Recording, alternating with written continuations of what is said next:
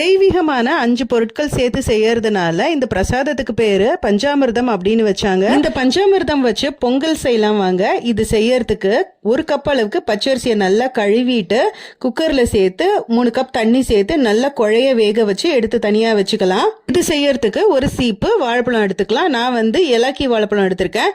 ஒரு 7-8 வாழைப்பழத்தை நல்லா உரிச்சிட்டு இதுல சேர்த்துக்கலாம். இப்ப இதெல்லாத்தையும் நல்லா மேஷ் பண்ணி எடுத்துக்கோங்க. நல்லா பட்டர் மாதிரி நல்லா மேஷ் பண்ணி எடுத்ததுக்கு அப்புறமா இதுல கட் பண்ணி வச்சிருக்கிற டேட்ஸ், அப்புறமா காஞ்ச திராட்சை, கொஞ்சமா கேஷ்யூ நட்ஸ், கொஞ்சமா பச்சை கற்பூரம், கொஞ்சமா தான் சேர்க்கணும்.